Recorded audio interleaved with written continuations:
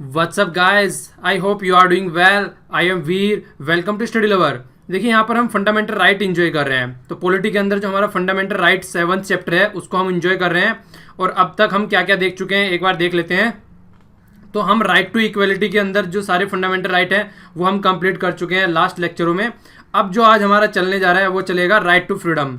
और जैसे मैंने आप लोगों को लास्ट लेक्चर में भी बताया था कि ये वाला आर्टिकल काफ़ी इंपॉर्टेंट होने वाला है।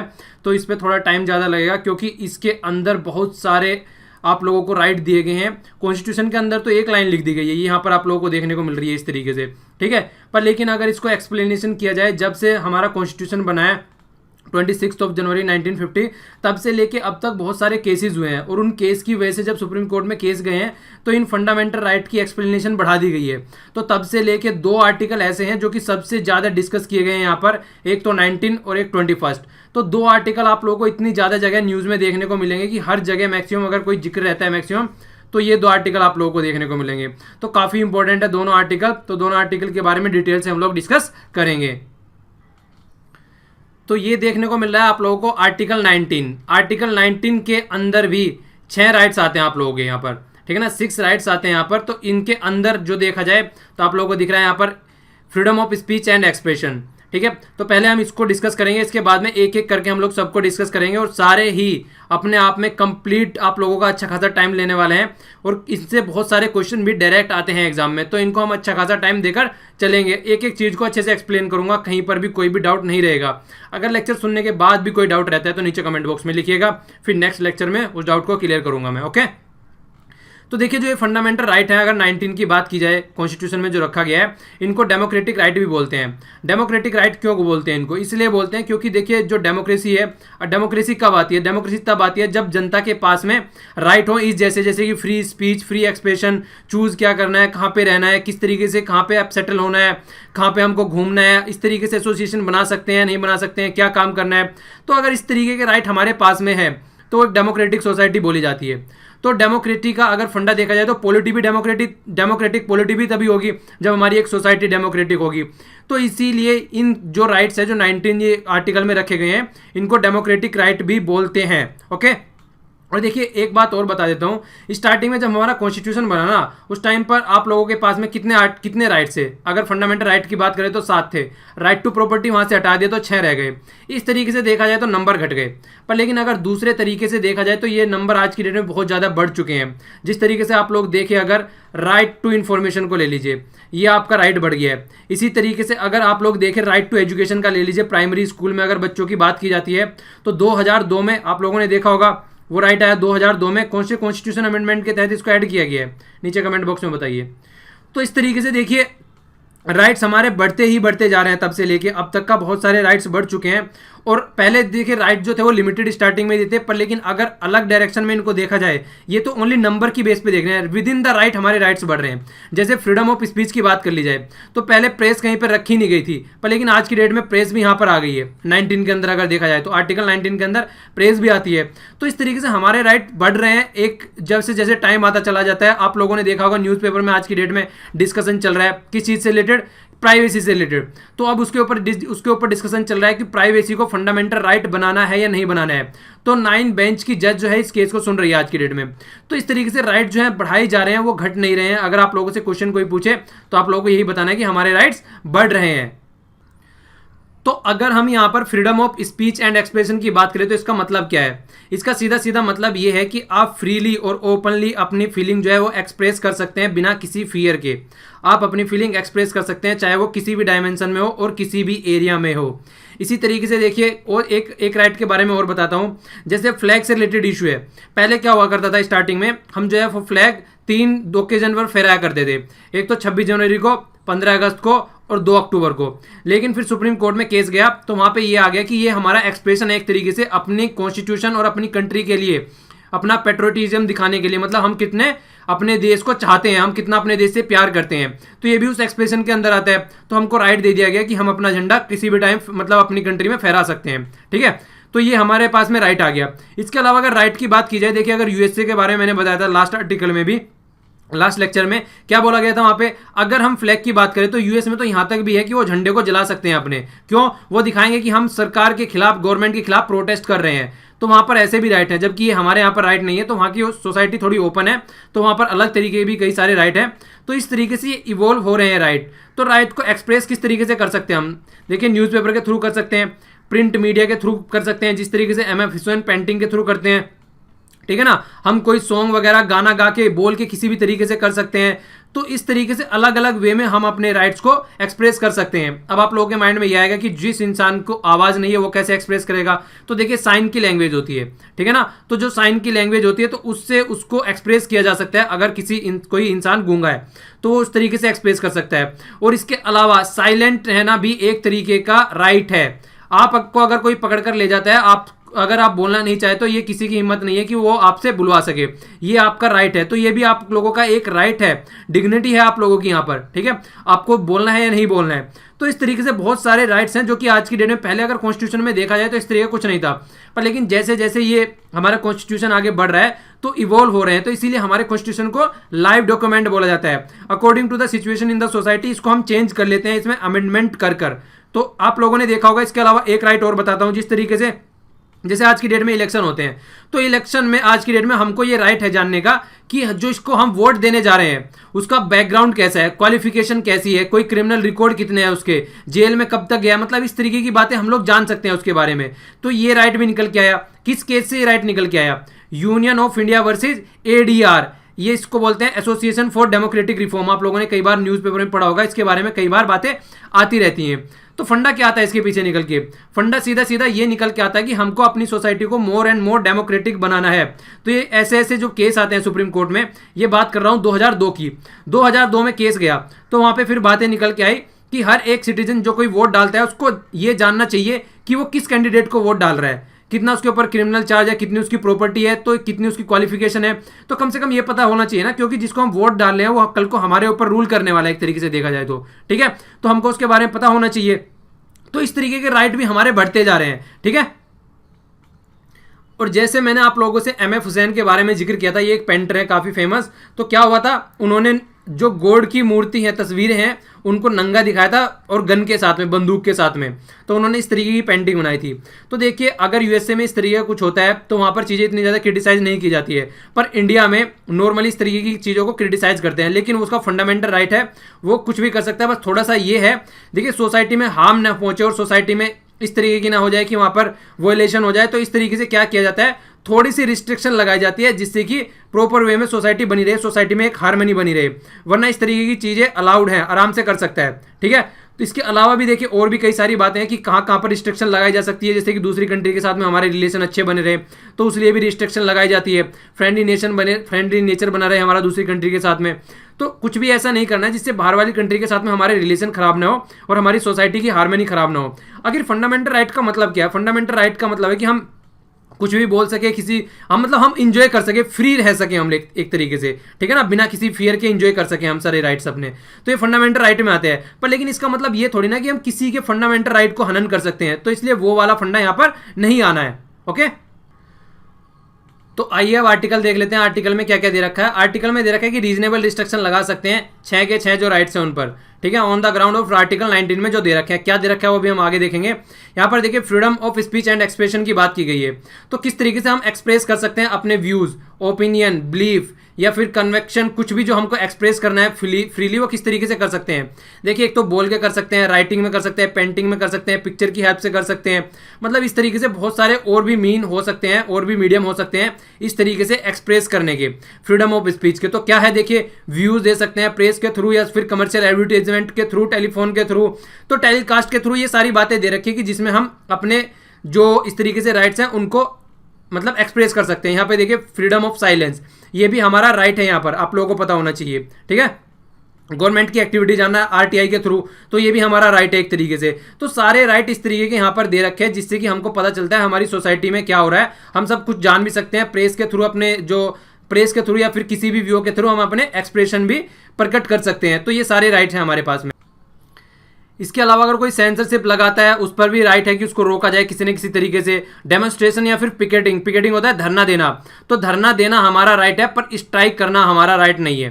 ये स्ट्राइक और धरना देने में क्या डिफरेंस होता है, इसको अभी देखेंगे हम लोग नेक्स्ट पॉइंट में। इसके अलावा देखिए क्या है यहाँ पर, स्टेट को रीजनेबल रिस्ट्रिक्शन लगा सकता है। किस ग्राउंड पे रीजनेबल रिस्ट्रिक्शन लगाई जा सकती है, अगर सोवरेनिटी का इशू आ रहा है यहाँ पे, ठीक है ना, सोवरेनिटी का अगर इशू आ रहा है यहाँ पर तो उसके लिए रिस्ट्रिक्शन लगाई जा सकती है। सिक्योरिटी का इशू आ रहा है अगर कहीं पर, या फिर फ्रेंडली रिलेशन बनाने की बात चल रही है और किसी की ऐसी हरकतें हैं जिसकी वजह से हमारे फ्रेंडली रिलेशन दूसरी कंट्री के साथ में खराब हो रहे हैं, ठीक है ना। इस तरीके से देखिए, इसी तरीके से मान लीजिए कोई इंसान जाकर किसी दूसरी कंट्री के साथ में कुछ जाकर उल्टा सीधा कर देता है, ठीक है, तो रिलेशन हमारे खराब ना हो जाए, हमारे सिटीजन अगर कोई करता है तो इस तरीके से रिस्ट्रिक्शन लगाई जा सकती है उसके ऊपर भी, ताकि हमारे दूसरी कंट्री के साथ में अच्छे रिलेशन बने रहे। पब्लिक लॉ एंड ऑर्डर बनाए रखने के लिए, डिसेंसी और मोरलिटी के लिए, पब्लिक सोसाइटी में एक अच्छा इन्वायरमेंट बनाए रखने के लिए, अगर कोड ऑफ कंटेम्प्ट होता है, डिफॉर्मेशन होता है, इस तरीके से भी प्रोवोक करता है कोई सोसाइटी को, तो उस पर भी रीजनेबल रिस्ट्रिक्शन लगाई जा सकती है। तो ये रीजनेबल रिस्ट्रिक्शन है जो कि हमारे यहाँ पर लगाई जाती है अगर कोई अपने आपे से बाहर जाता है उसको कंट्रोल करने के लिए और नॉर्मल तरीके से सोसाइटी में एक हार्मनी बनाए रखने के लिए। ओके, नेक्स्ट वाला क्या है यहाँ पर देखिए, नेक्स्ट है कि ये फ्रीडम ऑफ असेंबली। तो असेंबली फॉर्म कर सकते हैं, पर असेंबली क्या होनी चाहिए, एक तो पीसफुल होनी चाहिए और उसमें कोई भी आर्म्स का यूज नहीं होना चाहिए, कोई भी बंदूक वगैरह का वहां पे यूज नहीं होना चाहिए। उससे रिलेटेड आप मीटिंग वगैरह लगा सकते हैं, डेमोस्ट्रेशन कर सकते हैं, तो कोई भी प्रोसेसिंग में पार्ट ले सकते हैं। पर सबसे बड़ी बात क्या आती है कि सोसाइटी में कोई भी वायलेंस नहीं करना है, सोसाइटी में कोई भी डिसऑर्डर नहीं फैलाना है और जो पब्लिक लॉ एंड ऑर्डर है उनको ब्रीच नहीं करना है। और इसके अलावा स्ट्राइक का भी कोई राइट नहीं है, ये आप लोगों को याद रखना है, स्ट्राइक का भी कोई राइट नहीं है यहाँ पर, ठीक है। और इन पर भी दो रीजनेबल रिस्ट्रिक्शन लगाई जाती है कि सोवरेनिटी बनी रहे हमारी और पब्लिक ऑर्डर बना रहे। और देखिए कई बात क्या होता है, अगर असेंबली कहीं पर हो रही है तो क्या करते हैं, ट्रैफिक भी रहता है उस एरिया में, तो ट्रैफिक को भी मेंटेन रखना है, ठीक है। तो ये कई सारी चीजों का ध्यान रखा जाता है जिससे कि हमारे अगर कोई हरकतें कर रहे हैं उससे दूसरे पर कोई इंपैक्ट ना पड़े। तो देखिए अपना हमारे पास राइट है, पर ऐसा नहीं है कि हम दूसरे के राइट हनन कर दें। अगर हम इस तरीके की एक्टिविटी करेंगे तो दूसरे के राइट हनन हो जाएंगे, तो ऐसा हम लोगों को बिल्कुल नहीं करना है। इसके अलावा असेंबली पर रिस्ट्रिक्शन भी लगाई जाती है। तो सेक्शन 144 क्रिमिनल प्रोसीजर कोड के तहत 1973 मजिस्ट्रेट जो है उस एरिया का कोई भी अगर असेंबली की मीटिंग होती है तो उसको रोक सकता है। तो मजिस्ट्रेट के हाथ में ये राइट है, ठीक है, कि कोई जिस तरीके से मतलब कोई भी ऐसी प्रॉब्लम ना हो जाए कि दूसरों को नुकसान पहुंचाया जाए यहाँ पे।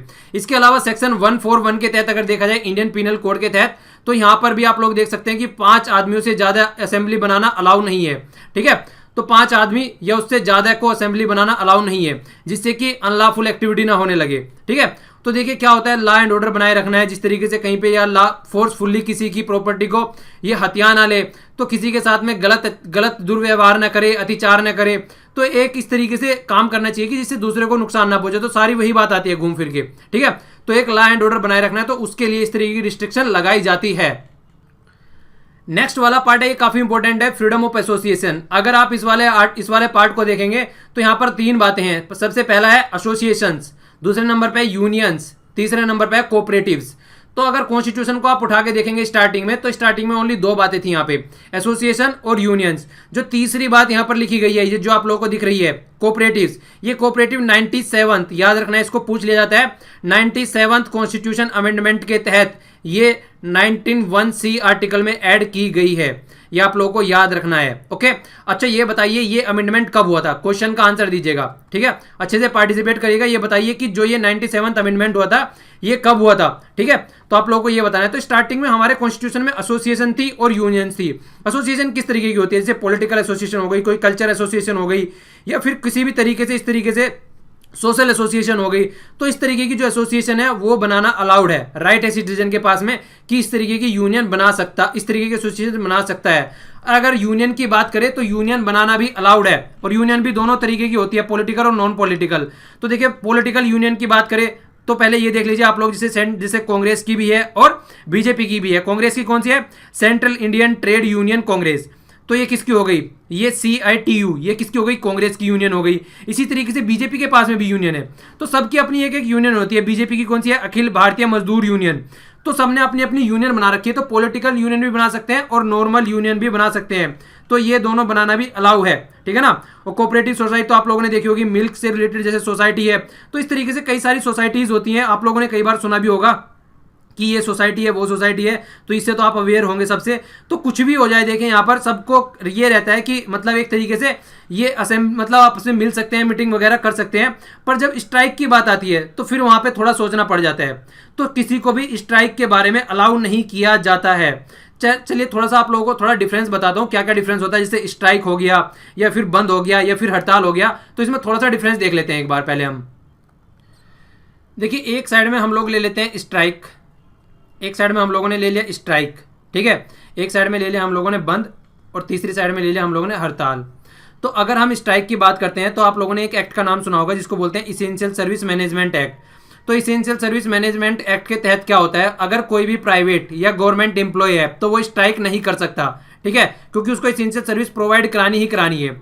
तो अगर स्ट्राइक भी करनी है, वैसे तो राइट के तौर पे तो ये प्रोवाइड नहीं है, पर फिर भी अगर करनी है तो मैनेजमेंट से उसको क्या करना पड़ेगा, मैनेजमेंट से पहले पूछना पड़ेगा, मैनेजमेंट को नोटिस देना पड़ेगा, इन्फॉर्म करना पड़ेगा कि स्ट्राइक कर रहे हैं। तो इस तरीके से स्ट्राइक होती है। पर लेकिन जब बंद की बात आती है, बंद का मतलब होता है कंप्लीटली शट डाउन, तो बंद तो बिल्कुल भी अलाउड नहीं है। क्यों? क्योंकि बंद तो आप कर रहे हैं, पर लेकिन इसका इंपैक्ट अगर आपको देखने को मिले, वैसे आपका राइट है कि आप बंद लगा सकते हैं, पर लेकिन इसकी वजह से दूसरों के फंडामेंटल राइट हनन हो जाते हैं। खासकर 3 फंडामेंटल राइट की अगर मैं बात करूं, वो 3 फंडामेंटल क्या राइट है जिसकी वजह से दूसरों के फंडामेंटल राइट हनन हो जाते हैं। सबसे पहले तो मूवमेंट वाला है, अगर बंद लग जाता है तो कोई मूव नहीं कर पाता है, अपने घरों में रहता है कि यार बंद लग गया आज तो, ठीक है। इसके साथ में दूसरा कौन सा हो गया, दूसरा ये है कि अगर शट डाउन हो जाता है तो सारी दुकानें बंद हो जाती है, तो जिसका डेली वेज है, डेली लाइवलीहुड है, वो भी नहीं मिल पाता है। तो दूसरा राइट, लाइवलीहुड राइट या वेज भी नहीं मिल पाती है, तो वो भी खत्म हो गया। तीसरा क्या है कि कुछ भी बोल नहीं पाता है डर की वजह से कि पता नहीं क्या हो जाएगा यहाँ पर, तो एक एक्सप्रेस भी नहीं कर पाता है अपने आप को। तो इस तरीके से अगर बंद होता है तो सुप्रीम कोर्ट में देखिए केस गया कि बंद हम लोग लगा सकते हैं, ठीक है ना। तो सुप्रीम कोर्ट में बोला गया कि टोटल शटडाउन अगर कोई कर रहा है तो ये केस गया, इसको बोलते हैं CPM versus Bharat Kumar case, 1978 का केस है ये, सीपीएम वर्सेस ये भारत कुमार केस, ठीक है।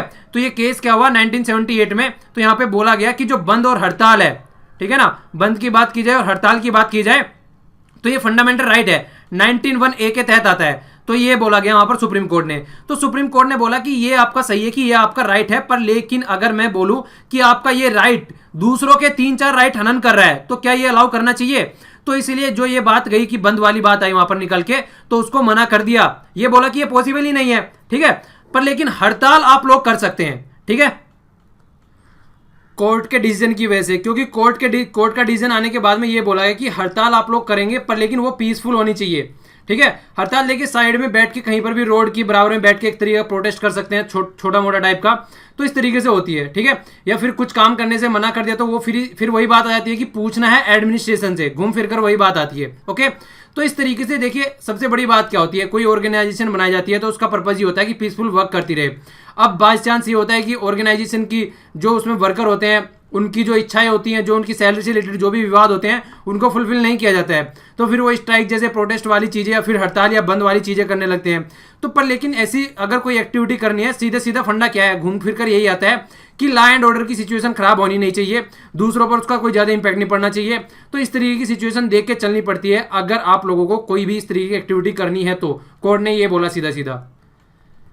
और हाँ, एक पॉइंट रह गया पिछले वाला जो आर्टिकल मैंने डिस्कस किया है, जो फ्रीडम ऑफ एक्सप्रेशन वाला, वहाँ पे काफ़ी इंपॉर्टेंट ये कई बार केस आता है, मेनका गांधी केस का आप लोगों ने नाम सुना होगा, ठीक है। तो Maneka Gandhi versus Union of India, तो ये वाला केस आप लोगों ने सुना होगा, 1978 में था ये केस।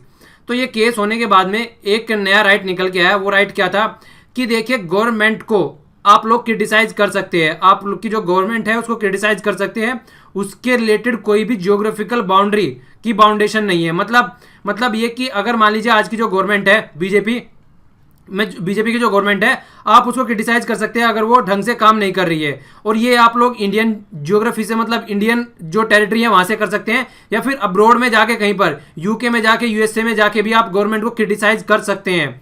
बट जो प्रॉब्लम है यहाँ पर एक है, जो रखा गया है, एक थोड़ी सी रिस्ट्रिक्शन रखी गई है, वो क्या है कि आप गवर्नमेंट को क्रिटिसाइज कर सकते हैं, ठीक है, आप कंट्री को क्रिटिसाइज नहीं कर सकते हैं, आप इंडिया को क्रिटिसाइज नहीं कर सकते हैं। एज ए स्टेट अगर इंडिया को मानूं मैं, तो स्टेट को क्रिटिसाइज नहीं कर सकते हैं, ठीक है, आप गवर्नमेंट को क्रिटिसाइज कर सकते हैं। तो ये मेनका गांधी का केस था, कई बार न्यूज़पेपर में भी आता है।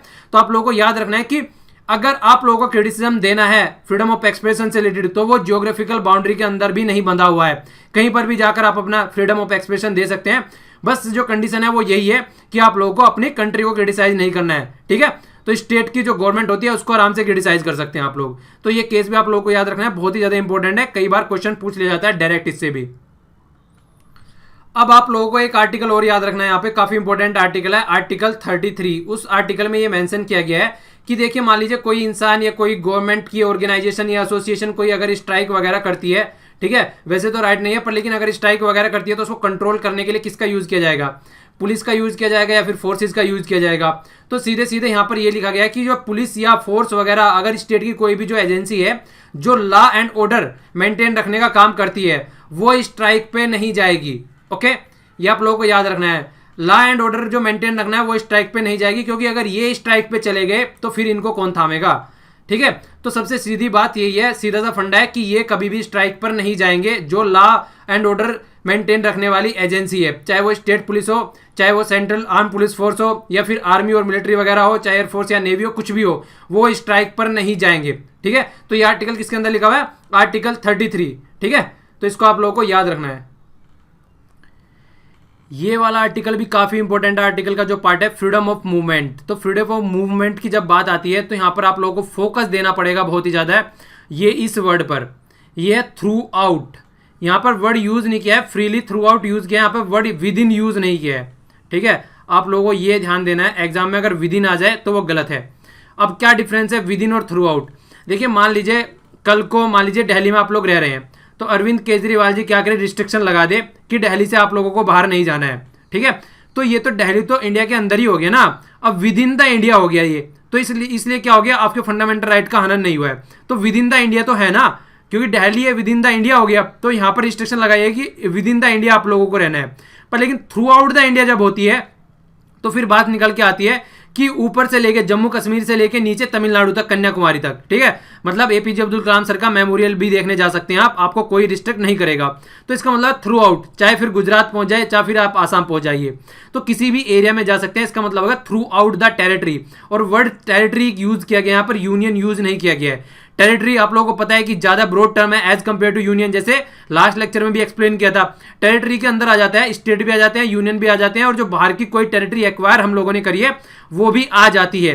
तो ये आप लोगों को फोकस देके चलना है। अगर छोटे छोटे वर्ड में अगर कंफ्यूजन डाल दिया जाता है कई बार, उसमें आप लोगों को कंफ्यूज नहीं होना है। एक तो ये बात हो गई। इसके अलावा क्या बात है, इसके अलावा देखिए ये बात हो जाती है कि मतलब एक तरीके से नेशनलिज्म की फीलिंग लेके आनी है। ठीक है ना, नेशनलिज्म की एक ऐसी फीलिंग लेके आनी है जिससे कि अगर कोई आदमी कहीं भी जा सकता है बिना किसी हेजिटेशन के, बिना किसी रिस्ट्रिक्शन के, तो एक दूसरे की भाषा को जानेंगे, एक दूसरे को सोचेंगे समझेंगे, तो नेशनलिज्म की फीलिंग आएगी। और प्रोक्लिज्म, यह प्रोक्लिज्म का मतलब होता है संकीर्णता, जो एक नैरो माइंडेडनेस होती है तो उसको साइड में वो साइड में जाएगी। ठीक है ना, तो सबसे बड़ी बात ये होती है। अब देखिए ये भी बात है कि इस पे थोड़ी सी तो मतलब रिस्ट्रिक्शन भी रहती है। सबसे पहली रिस्ट्रिक्शन क्या आती है, पब्लिक लॉ एंड ऑर्डर की बात आती है। देखिए आप लोगों ने बहुत एक फेमस केस के नाम, एक मिनट आगे चला गया, आप लोगों ने एक फेमस केस भी सुना होगा, बहुत ज्यादा है। आप लोगों ने सुना होगा कि एल के आडवाणी जी की रथ यात्रा थी बिहार में, और उसने क्या, लालू प्रसाद यादव जी ने क्या किया था, रिस्ट्रिक्शन लगा दी थी उस पर। ठीक है, रिस्ट्रिक्शन लगा दी थी, उनको अरेस्ट कर लिया गया था और उनको जो स्टेट की बाउंड्री है उससे बाहर ले जाके छोड़ा गया था। तो पब्लिक का लॉ एंड ऑर्डर बनाए रखने के लिए इस तरीके की रिस्ट्रिक्शन लगाई जा सकती है। ठीक है, ये अलाउ है यहाँ पर। इसके अलावा अगर शेड्यूल्ड एरिया है, जैसे ट्राइबल एरिया हो गया कोई, आप लोगों ने एक केस और सुना होगा, जारवाहा ट्राइब पाए जाते हैं कहां पर, अंडमान एंड निकोबार पर।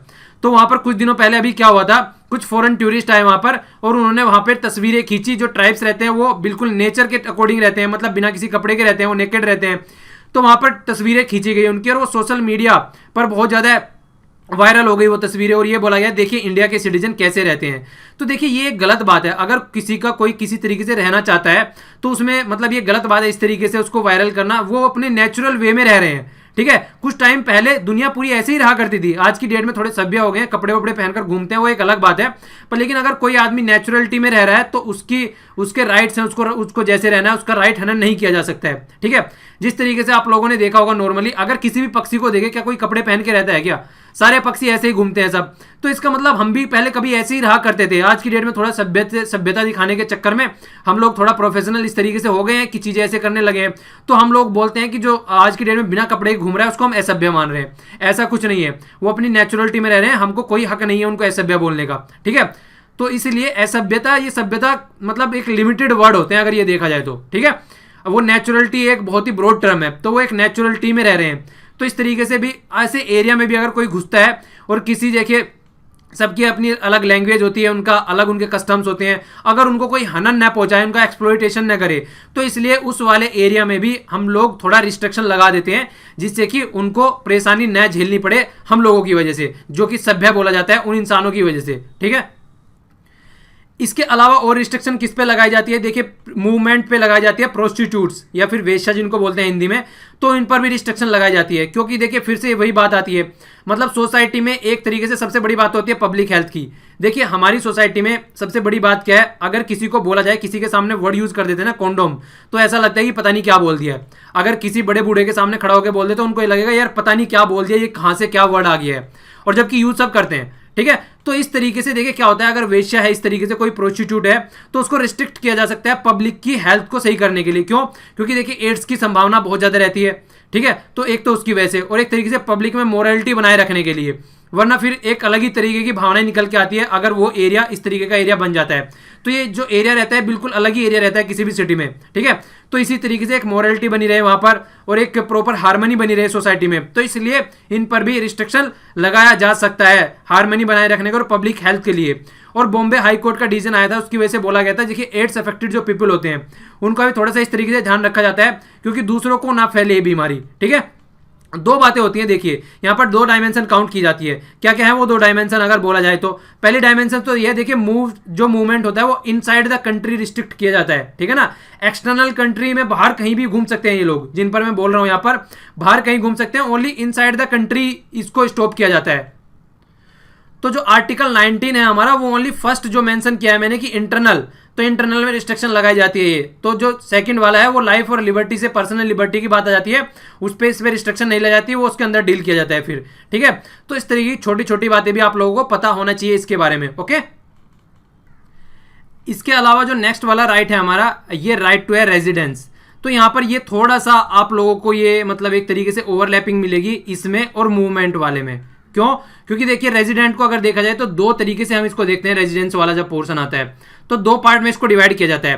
पहला पार्ट क्या है? पहला पार्ट तो ये कि रिजाइड करना है any part of the country, तो टेम्परेरी पीरियड के लिए होता है। मान लीजिए घूमने चले गए रामेश्वरम, ठीक है, तो रामेश्वरम गए तो वहां पे जाके एक रूम वगैरह लिया, थोड़े दिन के लिए वहां पे रहे, तो टेम्परेरी पीरियड के लिए गए। लेकिन सेटलमेंट का मतलब होता है कि जाके वहां पर परमानेंट रहने लगे। तो दो तरीके का होता है। ठीक है, तो जब मूवमेंट की बात आती है, अगर रेजिडेंस अगर रिजाइड करने की बात आती है, तो यहां पर मूवमेंट की बात आती है, तो घूमने तो जा रहे हैं ना एक तरीके से, तो दोनों चीजें हो जाती है। तो यहां पर भी देखिए वही बात आती है किस तरीके से नेशनलिज्म को प्रमोट करना है और एक जो नैरो माइंडेडनेस होती है उसको साइड में रखना है। तो इसका पूरा फोकस इस पे रहता है। ओके, तो स्टेट क्या करता है? रीजनेबल रिस्ट्रिक्शन लगाता है दो ग्राउंड के ऊपर। दो ग्राउंड क्या क्या है? सबसे पहले तो वही है कि लॉ एंड ऑर्डर बनाए रखना है, प्रोटेक्ट करना है शेड्यूल्ड ट्राइब एरिया को, जो हमने लास्ट वाले में अभी देखा था। ठीक है ना, तो सबसे पहली बात यही निकल के आती है। तो दोनों बिल्कुल देखिए, कुछ बातें ऐसी होती हैं जो रिपीट होने लगती हैं यहाँ पर, जैसे ये रिपीट हो रहा है। अगर कोई रिस्ट्रिक्शन लगानी है तो सबसे पहले यही आती है बात निकल के कि जनरल पब्लिक को मेंटेन रखना है, उनका इंटरेस्ट बना रहना चाहिए, प्रोटेक्शन करनी है शेड्यूल्ड ट्राइब और शेड्यूल्ड जो एरिया है उनको प्रोटेक्ट करना है, क्योंकि उनके खुद के भी कल्चर, लैंग्वेज या राइट्स होते हैं जिनको कोई बाहर का इंसान आकर हनन न करे। तो इस तरीके से कई बार ये भी क्वेश्चन पूछ लिया जाता है। देखिए ये आ जाता है कई बार, एक तो हो गया राइट टू मूवमेंट, ठीक है, और दूसरा हो गया रेजिडेंस। तो दोनों एक दूसरे को कॉम्प्लीमेंट्री हैं। ठीक है, तो ये भी कई बार आ जाता है ईच अदर कॉम्प्लीमेंट्री है, तो ये आप लोगों को याद रखना है। ठीक है, ओके, तो थोड़ा सा इस पे फोकस दीजिएगा। इसके आगे जो फिर नेक्स्ट आता है ये होता है रोजी रोटी से रिलेटेड, मतलब प्रोफेशन, कि हमारा प्रोफेशन क्या है, हम काम क्या करते हैं। तो लाइवलीहुड की बात आती है यहाँ पर, अर्निंग की बात आती है, अपनी फैमिली का पेट भरने की बात आती है यहाँ पर। तो ये सारे मीन्स जो भी है अर्निंग के वो सारे कवर करते हैं यहाँ पे लाइवलीहुड से रिलेटेड। ठीक है, अपनी रोजी रोटी से रिलेटेड। तो हर एक सिटीजन को राइट है कि वो प्रोफेशन करे और कैरी फॉरवर्ड करे अपना ऑक्यूपेशन जो भी है, ट्रेड या बिजनेस। तो ये राइट है सबके पास में। पर फिर से रीजनेबल रिस्ट्रिक्शन आती है। देखिए रीजनेबल रिस्ट्रिक्शन का मतलब यही होता है सॉरी, जैसे कि देखा गया जब से कर रहे हैं हम पब्लिक की, एक तो जनरल पब्लिक के पॉइंट ऑफ व्यू से देखा जाता है। ठीक है, दूसरा क्या करता है, देखिए जो भी हम काम कर रहे हैं उस काम के हम एप्लीकेबल होना चाहिए, हमारी क्वालिफिकेशन होनी चाहिए वो काम के लिए। क्योंकि कई बार ऐसे काम पाए जाते हैं देखिए कि जैसे इलीगल ट्रैफिकिंग मतलब करने लगते हैं, या फिर वुमेन चिल्ड्रन से रिलेटेड, या हार्मफुल ड्रग्स का एक्सपोर्ट करने लगते हैं। तो कई इस तरीके की एक्टिविटी होती है जो कि सोसाइटी को हार्म पहुंचाती है। ठीक है, और कई बार क्या होता है स्टेट की भी मोनोपोली हो जाती है, तो मोनोपोली भी नहीं करनी है। जिस तरीके से क्या होता है, स्टेट गवर्नमेंट बोल देती है कि इस वाले एरिया में जो है ये हमारा स्टेट है, यहाँ पे ओनली हमारे स्टेट के ही जो रहने वाले नुमाइंदे हैं उन्हीं को जॉब दी जाएगी। तो इस तरीके से मोनोपोली भी नहीं करनी है किसी भी एरिया में, ठीक है। तो इस तरीके से एक प्रॉपर, आप लोगों ने देखा होगा कंपटीशन कमीशन ऑफ इंडिया के बारे में पढ़ा होगा। तो कंपटीशन कमीशन ऑफ इंडिया का काम क्या होता है, उसका यही काम होता है कि एक तरीके से लेवल प्लेइंग फील्ड प्रोवाइड कराना सबको। ऐसा नहीं है कि एक आदमी को तो पूरा आज़ादी दे रखी है, कुछ भी कर सकता है, कहीं पर भी घूम सकता है, कोई भी ऑक्यूपेशन कर सकता है, कहीं पे कोई भी प्रोफेशन कर सकता है, और दूसरे पे रिस्ट्रिक्शन लगा रखी है। जिस तरीके से ईस्ट इंडिया कंपनी करती थी, उनकी मोनोपोली रहती थी कई सारे एरिया में, टी में या फिर चाइना के साथ में ट्रेड में। तो इंडिया के साथ में ट्रेड करना है तो इन पर अपनी मोनोपोली बना के रखते थे वो लोग। तो उस तरीके की एक्टिविटी नहीं करनी है, ठीक है। तो यहाँ पे ये भी ध्यान रखना है। तो एक हार्मनी बना के रखनी है सोसाइटी में कि सबको प्रोफेशन मिले अच्छे से। तो इस आर्टिकल में इतना ही था, लग रहा है एक्सप्लेनेशन कुछ ज़्यादा ही हो जा रहा है, ठीक है। चलो फिर भी कोई नहीं, अच्छे से एंजॉय करो यार, पढ़ाई मतलब पूरी होनी चाहिए, कोई छूटना नहीं चाहिए, और सारी टॉपिक जो है वो ढंग से समझ में आना चाहिए। बाकी टाइम तो देखते रहेंगे थोड़ा, ठीक है। तो अच्छे से आपकी समझ में आना चाहिए। अगर समझ में नहीं आ रहा है कोई भी आर्टिकल, कहीं पर कोई भी डाउट है, तो अगर वो हो रहा है तो तब प्रॉब्लम है। टाइम लग रहा है थोड़ा, वो देखा जाएगा, उसमें कोई प्रॉब्लम नहीं है। पर समझ में नहीं आना, वो वाली प्रॉब्लम हो जाएगी, ओके। तो थोड़ा सा फोकस दीजिए। अगर कोई भी इस तरीके की प्रॉब्लम आती है तो नीचे कमेंट बॉक्स में लिखिए, I will try my best to clear your और डाउट, ओके। तो देखिए, अपने आसपास पानी को सेव कीजिए, पेड़ को सेव कीजिए, पेड़ पौधे को, और अपने आसपास सफाई भी रखिए, और चीज़ें शेयर भी कर दिया करते हैं अगर पसंद आती है तो। अगर नहीं पसंद आता है तो शेयर नहीं करना है, अगर पसंद आती है तो चीज़ें शेयर कर देते हैं कि दूसरों का भी फायदा हो जाए। तो ठीक है, तो ये पीडीएफ आप लोगों को मिल जाएगी जब लेक्चर कंप्लीट हो जाएगा। आप लोगों को 2 जगह पीडीएफ मिल जाएगी, यहाँ पर भी और यहाँ पर भी, लेक्चर जब फंडामेंटल राइट कंप्लीट हो जाएगा। तो आज के लिए इतना ही। Thanks a lot for listening. जय हिंद।